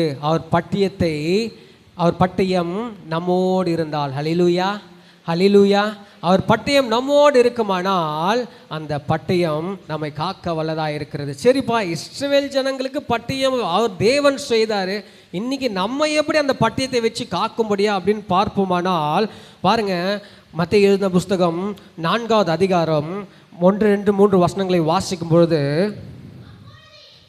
அப்போது இயேசு பிசாசினால் சோதிக்கப்படுவதற்கு கொண்டு போகப்பட்டார். அவர் இரவும் பகலும் 40 நாள் உபவாசம் இருந்த பின்பு அவருக்கு பசி உண்டாயிற்று. அப்பொழுது சோதனைக்காரன் பாருங்க, முதலாவது இடத்துல வரான், வந்து நீர் தேவனுடைய குமாரனே ஆனால் இந்த கல்லுக்குள் அப்பங்களாகும்படி சொல்லும் என்றான். பாருங்க, அந்த நேரத்தில் அவர்கிட்ட என்ன இல்லை, வேதம் இருக்கான்னு தெரியல, இல்லை அவர் தனியாக ஏதாவது பட்டயம் வச்சிருக்காரான்னு தெரியல அவனை வெட்டி போடுறதுக்கு, இல்லை கோல் ஏதாவது வச்சிருக்காரான்னு தெரியல அவனை அடித்து போடுறதுக்கு. அவர்கிட்ட ஒரு பட்டயம் இருந்தது. அது என்ன பட்டயம், தேவ வசனமாகிய பட்டயம். அவர் திரும்பி சொல்றார் பாருங்க, அந்த பட்டயத்தை வைத்து அவனை அடிக்கிறார். பாருங்க, வாசிப்போம். அவர் பிரதியுத்தரமாக, மனுஷன் அப்பத்தினாலே மாத்திரமல்ல தேவனுடைய வாயிலிருந்து புறப்படுகிற ஒவ்வொரு வார்த்தையினாலும் பிழைப்பான் என்று எழுதியிருக்கிறது என்றார். பாருங்க, எதை வச்சு அடிக்கிறாரு இங்க. புதுசா எதுவும் தனியா நீங்க பட்டயெல்லாம் போய் வீட்டில் செய்யலாம் தேவையில்லைங்க. பட்டயத்தை எடுத்து நீங்க என்ன பண்ண தேவையில்ல, பாக்கெட்ல சொருவெல்லாம் தேவையில்ல. இந்த பட்டயம் எங்க இருக்கணும், உங்க உள்ளத்துல இருக்கணுமா. எரேமியா எழுதின புஸ்தகம் 31வது அதிகாரம் 33வது வசனத்தை நாம் வாசித்து பார்ப்போமானால், எரேமியா எழுதின புஸ்தகம் 31, 33. அந்நாட்களுக்கு அந்நாளில் பிற்பாடு நான் இஸ்ரவேல் குடும்பத்தோட பண்ண போகிற உடன்படிக்கை இப்ப பண்றைய நான் ஒரு உடன்படிக்கை இஸ்ரவேல் குடும்பத்தோட. இனிமே அவன் என்ன பண்ண மாட்டான், எந்த வசனத்தையும் அவன் மறக்க மாட்டான். என்ன பண்ண போறான் பாரு, நான் என் நியாய பிரமாணத்தை அவர்கள் உள்ளத்திலே வைத்து எங்க வைக்கிறாரா நியாயப்பிரமாணத்தை? பிரதர் சிஸ்டர் கேட்குறீங்களா? திரும்பி ஃப்ரெண்ட்ஸை பார்க்காதீங்க, பக்கத்தில் கேட்குறவனை டிஸ்டர்ப் பண்ணாதீங்க ப்ளீஸ். கொஞ்ச நேரம் தான், இன்னும் கொஞ்ச நேரத்தில் நான் முடித்து கிளம்பிடுவேன். ஆனால் நாம் இங்கே என்ன பண்ண போகிறோம், எதற்காக நின்று கொண்டு இருக்கிறோம்? எனக்கு வச்சோமே போர் செய்ய போகிறோம், பட்டியத்தை எடுத்து போர் செய்ய போகிறோம். வாசிப்ப எங்க எழுதி வைக்கிறாரா? அதை அவர்கள் இருதயத்திலே. இந்த வசனம் எங்க இருக்கணும்? உன்னுடைய இருதயத்திலே காணப்படணும். அதுக்கப்புறம் நான் அவர்கள் தேவனாய் இருப்பேன், நான் அவர்கள் தேவனாய் இருப்பேன், அவர்கள் என் ஜனமாய் இருப்பார்கள், அவர்கள் என் ஜனமாய் இருப்பார்கள் என்று கர்த்தர் சொல்லுகிறார், என்று கர்த்தர் சொல்லுகிறார்.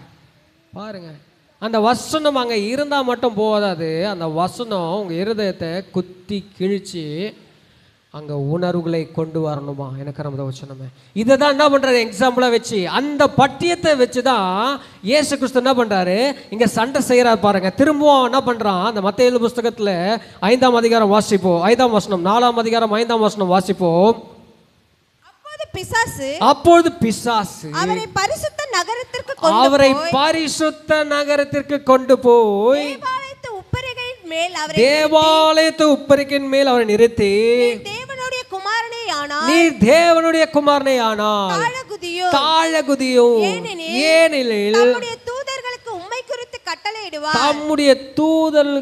குறித்து கட்டளையிடுவார். எனக்கு கர்மத்தை வச்சோமே, அநேக கிறிஸ்தவர்கள், அநேக வாலிபர்கள் இந்த மாதிரி ஒரு காரியத்தில் விழுந்து போறதை நம்மளால பார்க்க முடியும். நிறைய நேரத்தில் சோர்ந்து போயிருப்பார்கள், நிறைய நேரத்தில் நான் எதிர்பார்க்கறது எனக்கு கடக்கலன்னு இருப்பாங்க.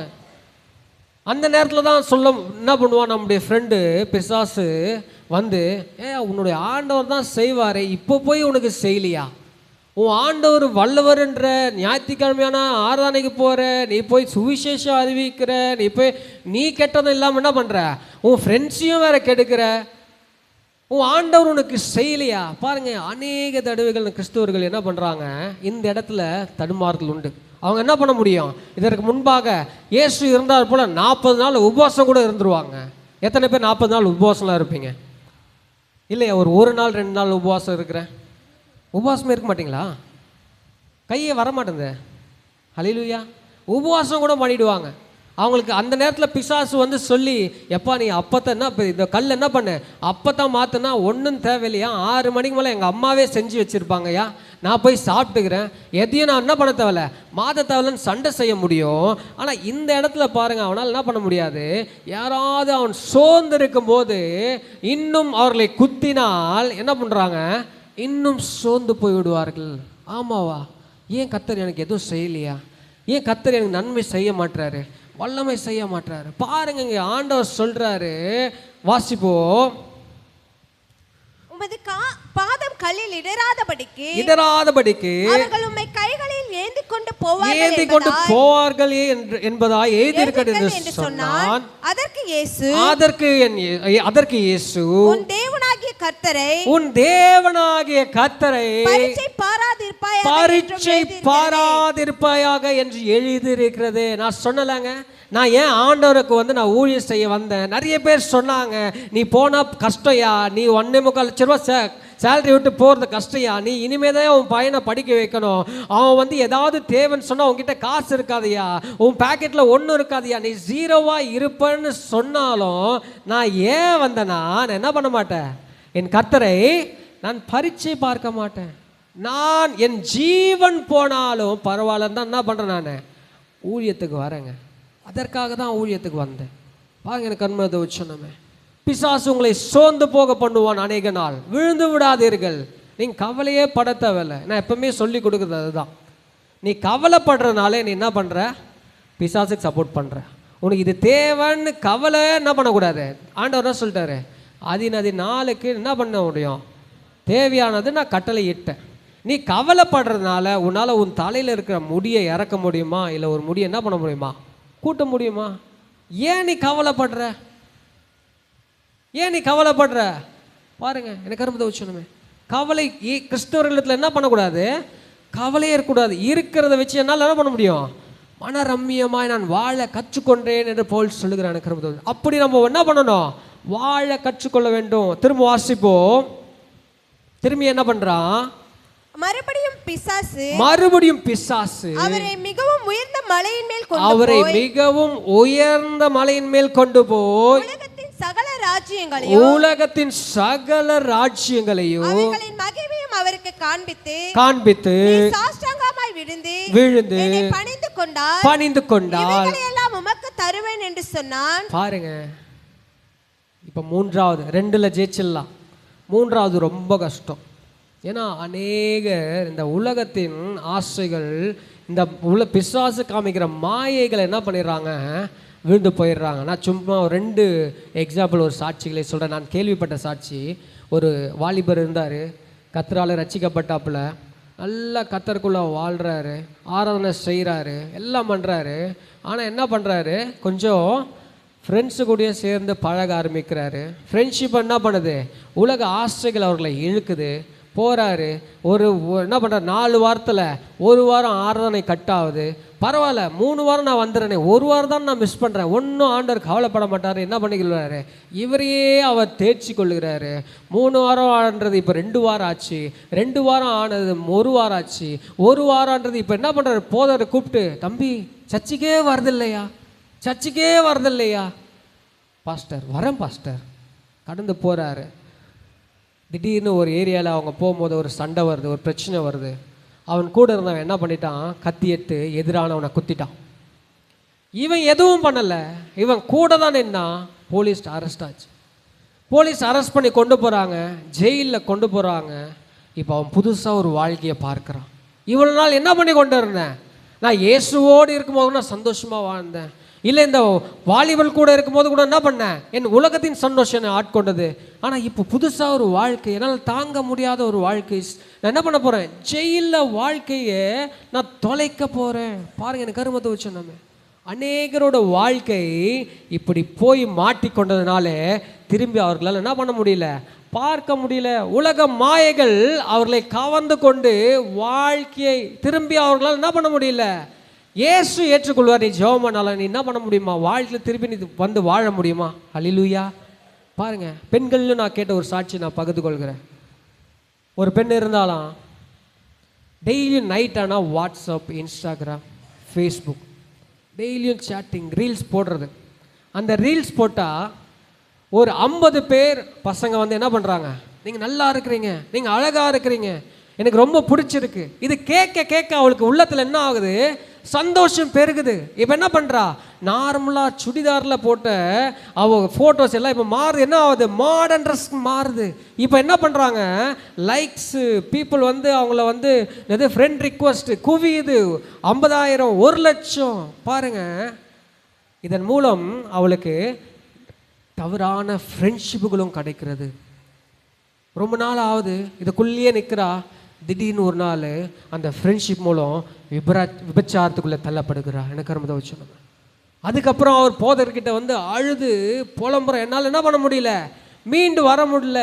என்னை பார்க்குறவன் எல்லாம் என்ன பண்ணுறான், என்னை அப்படியே தான் என்னை பார்க்குறான், என்னால் என்ன பண்ண முடியல, மீண்டு வர முடியல, நான் என்ன பண்ணுறதுன்னு தெரியல, தற்கொலை செய்யறத தவிர வேற எதுவுமே என்னால் இப்போ செய்ய முடியாது. அந்த மாதிரி நிலையில் நான் நின்று கொண்டு இருக்கிறேன். எனக்கு ரொம்ப வச்சு. நம்ம உலகத்தின் ஆசைகளுக்கு நம்ம என்ன பண்ண முடியாது, மாட்டிக்கொள்ளாமல் பார்த்து கொள்ள வேண்டும். இன்னைக்கு நானும் இன்னைக்கு அமர்ந்திருக்கிறோம். நீ கர்த்தராகிய இயேசு கிறிஸ்து உங்ககிட்டயும் என்கிட்டயும் ஏதோ பேசி கொண்டிருக்கிறார். நம்மிடத்தில் இப்படிப்பட்ட குறைவுகள் இருக்குமானால் உலகத்துக்குள்ளாக நான் பார்க்கணும், நான் உலகத்தில் என்னென்னலாம் நடக்குதுன்னு நானும் அதில் பங்கு பெற்றுக்கொள்ளணும், நானும் அதில் வர சந்தோஷத்தெலாம் ஏற்றுக்கொள்ளணும்னு இருப்பேயானால் எனக்கு அருமதி வச்சனமே, உலகம் தருகிற பரிசு உன் வாழ்க்கையை தொலைப்பது நாம் நன்றாக ஏற்றுக்கொள்ள வேண்டும். ரொம்ப தூரம் போகிறதுக்கு முன்னாடி நாம் இப்போ கிட்ட உட்காந்துருக்குறோம். யார்கிட்ட உட்காந்துருக்குறோம், கர்த்தர்கிட்ட உட்காந்துருக்குறோம். எனக்கு அருமதி வச்சனமே. பாருங்கள், இந்த 3 காரியத்தில் ஏதாவது ஒரு காரியத்தை என்ன பண்ணுவான், பிசாசு கொண்டு வந்து உன்னை விழும்படியாக செய்வான். பாருங்க, இதெல்லாம் நீ தப்பிச்சு கொண்ட அப்படின்னா இதுக்கப்புறம் ஸ்டேஜ் 2.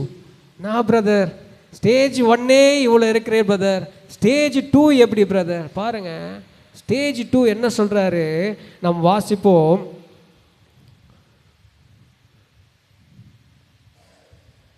யோசுவா என்ற புஸ்தகம் 5ஆம் அதிகாரம் 13வது வசனம் வாசிப்போம்.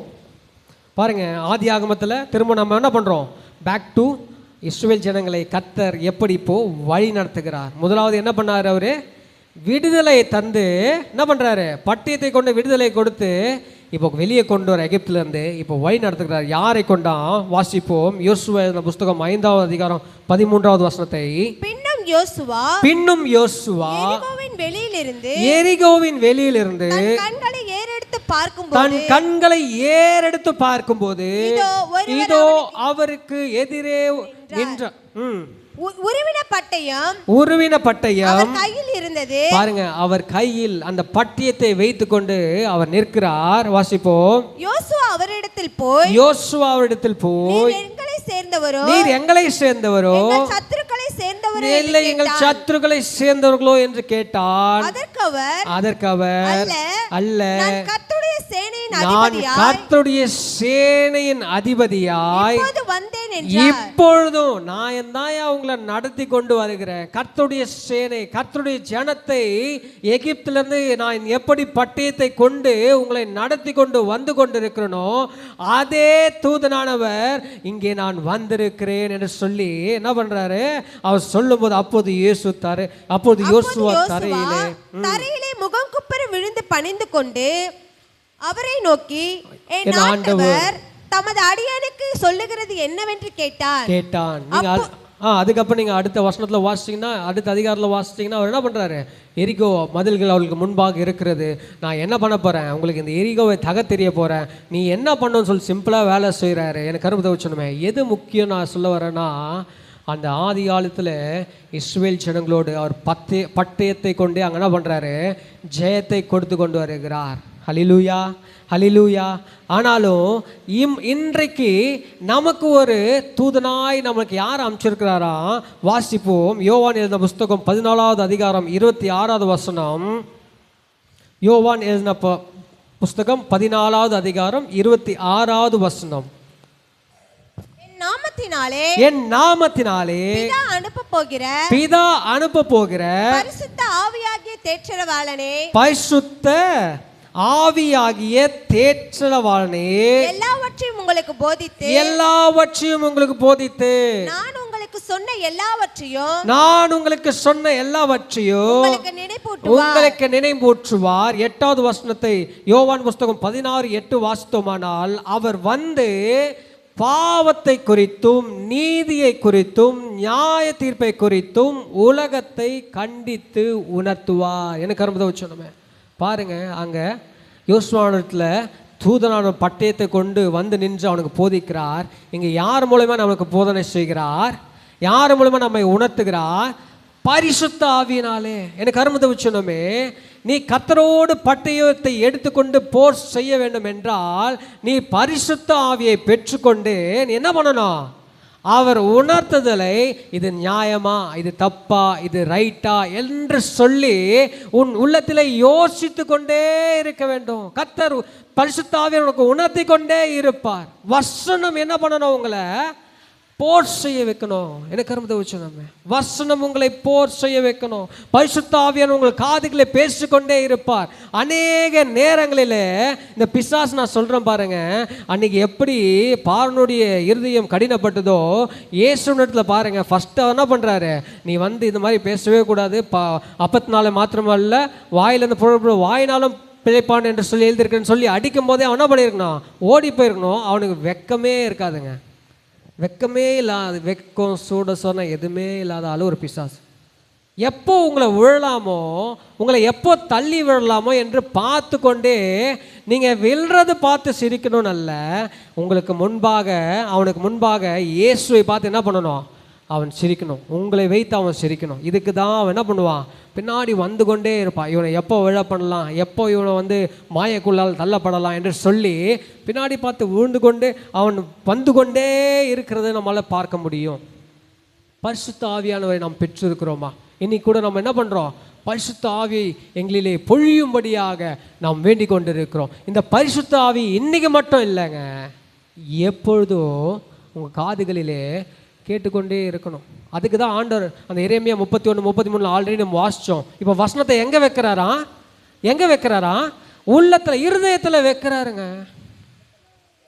அந்த தேவ வசனம் என்ன பண்ணுமா பாருங்க. எபேசியர் புஸ்தகம், எபிரேயரின் புஸ்தகம் 4:12 வாசிப்போம். எபிரேயரின் புஸ்தகம், தேவனுடைய வார்த்தையானது ஜீவனோ வல்லமை உள்ளதாயோ இருபுறமோ கருக்குள்ள எந்த பட்டயத்திலோ கருக்கானதாயோ ஆத்துமாவையும் ஆவியையும் கணுக்களையும் ஊனையும் பிரிக்கத்தக்க உருவ குத்துகிறதாயும் இருதயத்தின் நினைவுகளை யோசனைகளையும் வரையறுக்கிறதாகவும் இருக்கிறது. பாருங்க, சாதாரண இல்லைங்க இந்த வசனம். உள்ள நோண்டி கிட்டி நீ எங்கேயும் என்ன பண்ண முடியாது, உன்னுடைய பாவ எண்ணங்களை ஒழிச்சே வைக்க முடியாது. எங்கள் பாஸ்டர் போதவர் இருக்கார், எப்பவுமே சொல்லுவார், எப்போ என்ன பண்ண சின்ன வயசில் நாங்கள் இருக்கும்போது ஒருத்தன் வீட்டை பெருக்கி என்ன பண்ணுவாங்களாம், குப்பையை என்ன பண்ணுவாங்க எடுத்து கதவுக்கு பின்னாடி மறைச்சி வைப்பாங்களாம். ஆனால் அவங்களுக்கு என்ன மனசு திருப்தி, நான் என்ன பண்ணிட்டேன், வீட்டை சுத்தம் செஞ்சுட்டேன், நீட்டாக இருக்குது. ஆனால் அந்த குப்பை என்ன பண்ணலை, ஒன்றும் வெளியே போகலை. யாராவது வரும்போது இந்த நாட்களில் நடக்கிறது உண்டு. எங்கள் வீட்டிலலாம் பார்த்தீங்கன்னா குப்பையை உள்ளே வைக்க மாட்டோம், அள்ளி போட்டுருவோம். ஆனால் காய்ந்த துணிகள், ட்ரெஸ்ஸு, எங்கள் பசங்க கீழே போடுறது எல்லாம் இருக்கும். திடீர்னு யாருன்னா ஒரு விசிட்டர் வராருன்னா பாருங்கள், அடுத்த 10 நிமிஷத்தில் அந்த வீட்டை உள்ளே போகும்போது ஆஹா என்ன ஒரு பரிசுத்த ஆவியாரோட பிரச்சனை அங்கே காணப்படும். ஃபுல்லாக நீட்டாக இருக்கும். ஆனால் பார்த்தீங்கன்னா எல்லாமே எங்கே இருக்கும், எங்கள் பெட்டுக்கு மேலே உள்ள ஓரமாக கதுக்கு பின்னாடி போட்டு வச்சு, ஏன்னா அப்புறம் என்ன பண்ணிக்கலாம், க்ளீன் பண்ணி வச்சுக்கலாம். எனக்கு கருமதை வச்சோமே. அப்படி அல்ல வசனம், அப்படி பண்ணாது. ஓப்பனாக பார்த்துட்டு ஓகே எல்லாம் நல்லா இருக்குன்னு ஓலாம் விட்டு போகாது. அது என்ன பண்ணோம், குத்தும் கிழிக்கும் ஊனியும் எல்லாத்தையும் பிரித்து எடுக்கும், கண்டுபிடிக்கும். உன்னிட்டில் வேறு ஏதாவது பாவங்கள் இருக்கா, ஏதாவது குறைகள் இருக்கா, உன் காதில் சொல்லி கொண்டே இருக்கும். பரிசுத்த ஆவியானவர் உன்னை உணர்த்தி கொண்டே இருப்பார். ஹல்லேலூயா, ஹல்லேலூயா. எத்தனை பேருக்கு நான் பேசிக்கிறது நிஜமாகவே பிரோஜனமாக இருக்காருங்களே தெளியாச்சுலோமே. ஹல்லேலூயா, ஹல்லேலூயா. நான் போர் அடிக்கலைல்ல, உங்களுக்கு போர் அடிக்கலைல்ல? பாருங்கள், திருப்பியே சொல்கிறேன், பக்கத்தில் இருக்கிற யாரையும் பார்க்காதீங்க. நீங்கள் என்ன பண்ணணும், என்ன மட்டும் பாருங்கள். இப்போ யார் நான் என்ன பண்ண போகிறேன், உங்களை லீட் பண்ண போகிறேன், அந்த போருக்கு லீட் பண்ண போகிறேன். அதிபதிலாம் இல்லை, உங்களோடு நான் சேவகம் செய்ய போகிறேன். கர்த்தருக்கு அல்லேலூயா. நாம் எல்லாரும் ஒன்றாய் சேர்ந்து கர்த்தருக்கோடு நின்று நம்ம என்ன பண்ண போகிறோம், நம்ம எதிராளியான பிசாசான எதிர்த்து நிற்க போகிறோம். எனக்கு அருமதை வச்சோம். நம்ம பாருங்கள், பரிசுத்த ஆவியன் அது மட்டும் இல்லை, கடைசி நாளில் அவர் பேசுகிறான். வெளிப்படுத்தின விசேஷம் 1ஆம் அதிகாரம் 17வது வசனத்தில் வாசி 16 வாசிப்போம். வெளிப்படுத்தின விசேஷம் 1ஆவது அதிகாரம் 16வது வசனம். தமது வலது கரத்திலே 7 நட்சத்திரங்களை ஏந்தி கொண்டிருந்தார். தமது வலது கரத்திலே 7 நட்சத்திரங்களை ஏந்தி கொண்டிருந்தார். அவர் வாயிலிருந்து இருபுறமும் கருக்குள்ள பட்டயம் புறப்பட்டது. அவருடைய முகம் வல்லமையாய் பிரகாசிக்கிற சூரியனை போல் இருந்தது. பாருங்க, கடைசி நாள்ல இருபுறமும் கருக்குள்ள பட்டயத்தை வைத்திருக்கிற வாயிலிருந்து புறப்படுகிற அந்த தேவ கர்த்தராகிய இயேசு கிறிஸ்து பேசுறாரு. எபேசு சபைக்கு சொல்றாரு, ஆதியில கொண்டு வந்த நீ அன்பை என்ன பண்ணிட்ட, விட்டுட்ட, மாத்தியா, இவன்கிட்ட மாத்த, நான் வரப்போறேன், அது சீக்கிரத்துல நான் வந்து பார்க்க போறேன். பாருங்க, சிமர்னா சபைக்கு சொல்றாரு, உபத்திரக்கு உள்ளான சபைன்னு எனக்கு தெரியும், கண்டிப்பா என் கூட என்ன வருது, பலன் உனக்கு வருது. பெர்கமு சபைக்கு சொல்றாரு, மனம் திரும்ப வேண்டிய சபை, நீ மனம் மாறிட்ட, என்னை ஏற்றுக்கொண்ட பிறகு நீ என்ன பண்ணிட்ட, மனம் திரும்பி போயிட்ட. இதுதான் கடைசி நாள், உன்னோடு நான் பேசி கொண்டிருக்கிறேன். மனம் திரும்ப வேண்டிய நீ சபை, நீ தியத்திரா சபைக்கு சொல்றாரு, ஒரு கள்ள தீர்க்கதரிசியை கொண்ட சபை நீ. பாருங்க, கடைசி நாள்ல பேசுறாரு. பாருங்க, இந்த நாளிலே கர்த்தராகிய இயேசு கிறிஸ்து ஆவியானவர் மூலம் உன்னிடத்திலும் என்னிடத்திலும் பேசி கொண்டிருக்கான கர்மத்தை வச்சு நம்ம, நீ மனம் திரும்பணுமா, இதுவே காலம். நீ ஆதியில் இருந்த அன்பை விட்டுட்டியா, இன்னைக்கு இது நேரங்க, இன்னைக்கு தான் நேரம். ஏதாவது உன்னிடத்துல கள்ள தீர்க்கதரிசனங்கள் இருக்கு, தப்பான போதனைகள் உன்னிடத்துல இருக்கு, கர்த்தர் என்ன செய்தாலும் உன்னை ஏற்றுக்கொள்வார் என்ற தவறான போதனைகள் இருக்குமானால் மனுஷனும் என்ன பண்ண மாட்டாங்க. நான் சொல்றேன், இப்போ நிறைய ஒரு போதனைகள் அப்படிதான் போய் கொண்டது. இப்போ நீ என்ன தப்புனாலும் பண்ணிக்கலாம்ப்பா, ஒன்றும் பிரச்சனை இல்லைப்பா. பாருங்கள், எனக்கு தெரிஞ்ச ஒரு நண்பர் சொன்னார், நானும் என் நண்பரும் பைக்கில் போயிட்டுருக்கோம், 2 பேரும் கிறிஸ்தவர்கள் தான். நாங்கள் பேசிக்கொள்வோம். அவங்களும் நிறைய சர்ச்சைக்கு போகிறது, ஊழியெல்லாம் அவங்களுக்கு செய்கிறது.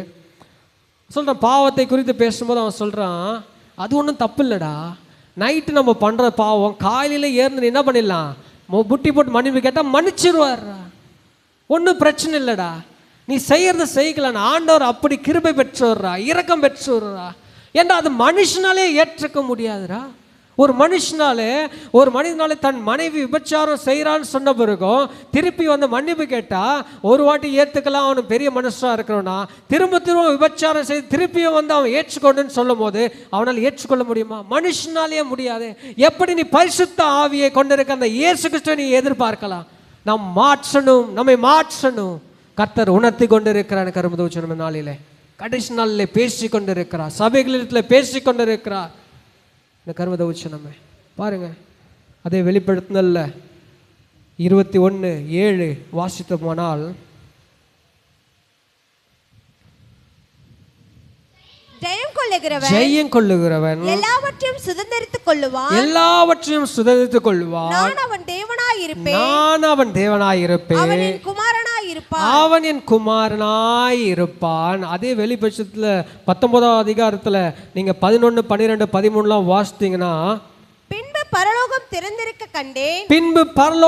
திறந்திருக்க கண்டேன், இதோ ஒரு வெள்ளை குதிரை காணப்பட்டது, அதன் மேல் ஏறி இருந்தவர் உண்மையும் சத்தியம் உள்ளவர் எண்ணப்பட்டவர். அவர்கிட்ட என்ன பண்ண முடியாது, மாற்றி பேசி கொஞ்சம் அட்ஜஸ்ட் பண்ணிக்கலாம், கொஞ்சம் என்ன பண்ணுவாரு, ஏற்றுக்கொள்வாரு, பரவாயில்ல அப்படி என்ன பண்ண முடியாது, மாத்திக்கிட்டெல்லாம் பேச முடியாது. அவர் உண்மையும் சத்தியம் உள்ளவர் எண்ணப்பட்டார். அவர் நீதியாய் நியாயம் தீர்த்து யுத்தம் பண்ணுகிறார். அவருடைய கண்கள் 13ஆம் வசனம் வாசிப்போம். ரத்தத்தில் தோய்க்கப்பட்ட வஸ்திரத்தை தரித்திருந்தார். அவருடைய நாமம் தேவனுடைய வார்த்தை என்பதே. பாருங்க, என்னமா அவருடைய நாமம், தேவனுடைய வார்த்தை என்பது. இந்த வார்த்தை நம்மோடு இருந்தா போதுங்க. பாருங்க, தாவீது என்ன பண்றான், அவனுடைய ராஜா என்ன பண்றான், சவுல் எல்லாத்தையும் நீ போட்டுக்கோ, மார்க் அவஸ்தை போட்டுக்கோ, எல்லாத்தையும் நீ போட்டுன்னு போய் அவங்ககிட்ட என்ன பண்ண, சண்டை செய்யின்னு சொல்லி அனுப்புறான். 1 சாமுவேல் 17ஆம் அதிகாரம் 45ஆவது வசனத்தை வாசித்தோமானால், அதற்கு தாவீது பெலிஸ்தனை நோக்கி, நீ பட்டயத்தோடோ ஈட்டியோடோ கேடகத்தோடோ என்னிடத்தில் வருகிறாய், நானோ நீ நிந்தித்த இஸ்ரவேலுடைய இராணுவங்களின் தேவனாகிய சேனைகளுடைய கர்த்தரின் எதனால வரானா, நாமத்தினாலே. அந்த நாமம் தான் என்ன, இங்க தேவனுடைய வார்த்தை. எனக்கு கர்மத உச்சுனாமே, நீ எதுவும் தேவையில்லை, நீ மார்க்கவசம் போட்டுக்கணும்னு தேவையில்லை, நீ மனுஷருக்கு முன்பாக நான் சத்திய பைபிள் எடுத்துக்கொண்டேன், நான் கிறிஸ்துவன் என்று நீ ஆக்ட் பண்ணணும்னு தேவையில்லை, நீ சுவிசேஷம் சொல்றேன், நீ ரட்சிக்கப்படணும் அப்படின்னு சுத்தி ஓடணும்னு கூட தேவையில்லை. முதலாவது நீ ஜெயிக்க கற்றுக்கொள், அவருடைய வார்த்தையை கொண்டு நீ ஜெயிக்க கற்றுக்கொள். எனக்கு கர்மத வச்சனமே, ஜெயம் கொள்ளுகிறவன் எவனோ அவன் தான் என்ன பண்ணுவானா, எல்லாவற்றையும் சூழ்ந்து கொள்வான். அவர்களுக்கு கர்த்தராகிய தேவன் என்ன பண்ணுவாராம், தேவனா இருப்பாராம். அந்த வெளிப்படுத்தல் 19 நாம் வாசிப்போம், 14, 15 வாசிப்போம். வெளிப்படுத்தல் 19, 14, 15. பரலோகத்தில் உள்ள சேனைகள் வெண்மையும் சுத்தமுமான மெல்லிய வஸ்திரம் தரித்தவர்களாய் வெள்ளை குதிரையின் மேல் ஏறி அவருக்கு பின் சென்றார்கள். அவருக்கு ஜெயம் கொண்டாயானால் என்ன பண்ணலாம், இப்போ தரையா உனக்கு வெண் வஸ்திரம், இப்போ போடியா, உனக்கு பிடிச்ச மாதிரி ட்ரெஸ் பண்ணியா, நீ வா ஏறி என் கூட பின்னாடி உட்காரியா, நம்ம போவையா, சுற்றி பார்ப்பையா, நான் படைத்தது எல்லாத்தையும் நான் உனக்கு காமிக்கிறேன், வாயா நான் சுற்றி காமிக்கிறேன். அதுக்கு அடுத்த வசனம் வாசிப்போம் 15. இது ரொம்ப எனக்கு பிடிச்ச வசனம். ஏன் சொல்றேன், நான் சொல்றேன், புறஜாதிகளை வெட்டும்படிக்கு இப்ப வருது பாருங்க. கடைசியில நீ அவருடைய வார்த்தையை ஆவியின் பட்டயத்தை எடுத்துக்கொள்ளலனா, அதை கொண்டு நீ ஜெயிக்கலனா, அதை கொண்டு இயேசுவோடு நின்று நீ பிசாசை எதிர்கொள்ளலனா, இப்ப சொல்றாரு பாருங்க, என்ன சொல்றாரு, புறஜாதிகளை வெட்டும்படிக்கு அவருடைய வாயிலிருந்து கூர்மையான பட்டயம் புறப்படுகிறது, இருப்பு கோலால் அவர்களை அரசாளுவார், அவர் சல்ம தேவனுடைய உக்கிரமான கோபம் அதுவே மதிக்கிறார் என்று சொல்லி பார்க்கிறோம். பாருங்க, புறஜாதி ரொம்ப நாள் எனக்கு ஒரு டவுட் இருக்கு, இஸ்ரவேல் ஜனங்களை மட்டும் ஏன் ஆண்டவர் இவ்வளவு விசேஷித்தா பார்க்கிறாரு, நம்மளெல்லாம் என்ன சொல்றாரு, புறஜாதியார்ன்றாரு, நம்மளால என்ன பண்ணுறாரு? புறஜாதி பண்ணின்றாரு, சில பேர் நாயின்றாரு பாருங்க. ஆனால் எனக்கு அனுமதி வச்சோம். நம்ம கடைசி நாளில் இஸ்ரவேலும் இல்லை, யூதனும் இல்லை, கிரேக்கனும் இல்லை, இந்துவும் இல்லை, மற்ற தொடர்ந்து போதவில்லை. ஆனால் அந்த நாட்களில் யார் தான் புறஜாதியா? இந்த வார்த்தையை கொண்டு ஜெயம் கொள்ளாமல் எவன் இருக்கிறானோ அவன்தான் புறஜாதி. நம்மள என்ன இல்லை, வார்த்தையை கொண்டு ஜெயம் கொண்டு இருப்போமானால் நம்ம யார் இல்லை, அவர் நமக்கு தேவனாக இருப்பார். அவருக்கு நாம் என்னவா இருப்போம்? ஜனங்களாக இருப்போம். எவ்வளோ பேர் ரிசல்ட் பாருங்கள். எல்லா ரிசல்ட்டும் கொடுக்கப்பட்டாச்சுங்க, எல்லா ரிசல்ட்டும் கொடுக்கப்பட்டாச்சு. இன்னைக்கு நீயே நானும் என்ன பண்ணி ஆகணும்? தாவீதை போல நாம் நிறைய வாட்டியை வாசித்திருக்கிறோம். தாவீது என்ன பண்ணான்? கோலியாத்தை போய் அடித்தான், கோலியாத்தை கொன்றான். அவன் சின்ன பையன், எல்லாம் ஓகே. அவன் எப்படி கொன்றான்? தேவனுடைய நாமத்தை கொண்டு, தேவனுடைய வார்த்தையை கொண்டு. அந்த தேவ ஆவியின் பட்டியத்தை நாம் கையிலே கொண்டு இருப்போமானால் என்ன பண்ண முடியும்? என்ன பண்ண முடியும்? பிசாசை ஜெயிக்க முடியுங்க. எனக்கு அனுமதி வச்சுக்கோங்க. அந்த நாட்களில் கர்த்தர் இந்த வார்த்தையை தான் இடத்துல கேட்டார். நீ யார் கூட நிற்க போற? நீ யார் கூட நிற்க போற? நான் ரிசல்ட் கொடுத்துட்டேன், நான் ரிசல்ட் ஆல்ரெடி எழுதி வச்சுட்டேன். கடைசியில் பிசாசு பாதாளத்துக்கு போக போகிறான், அதுக்கப்புறம் நான் மொத்தமாக அவனை அழிக்க போகிறேன். நீ அவன் கூட நிற்க போறியா, இல்லை ஏன் கூட நிற்க போறியா? அவன் கூட நின்று நீ என்னோடு சண்டை செய்ய போறியா, ஏன் கூட நின்று அவன் கூட சண்டை செஞ்சு நீ என் கூட நித்தத்தில் வந்து பகுப்பெற போறியா? அல்லேலூயா. கரங்களை அல்லேலூயா சொல்லுவோம். இப்போ எத்தனை பேர் சண்டை செய்ய ரெடி சொல்லுங்கள்? கரங்களை சொல்லுவோம். இப்போ எத்தனை பேர் நான் தேவ வார்த்தையை எடுத்துக்கொண்டு பட்டயத்தை எடுத்துக்கொண்டு நான் சண்டை செய்ய போகிறேன்? கரங்களை சொல்லுவோம். அல்லேலூயா, அல்லேலூயா. தேவனுடைய ஆவியின் வசனமாகிய ஆவியின் பட்டத்தை எடுத்து நம்ம இன்னைக்கு என்ன பண்ண போகிறோம்? எனக்கு கரம்பை வச்சோன்னே. இன்றைக்கி மட்டும் இல்லை, இங்கே இருக்கிற இந்த 5 நிமிடம் மட்டும் இல்லை, இங்கே இருக்கிற இந்த 10 நிமிடம் மட்டும் இல்லை, 3:30 மணி வரைக்கும் இல்லை, இனி வருகிற நாட்கள் எல்லாம் என்ன பண்ணி ஆகணும்? அந்த பரிசுத்த ஆவியானவருக்கு உணர்த்துதலை கொண்டு நாம் கர்த்தரோடு ஜெயிப்போம். எல்லாரும் எழுந்து நின்று கொஞ்சம் நேரம் கர்த்தரை நோக்கி பார்க்க போகும். அல்லேலூயா.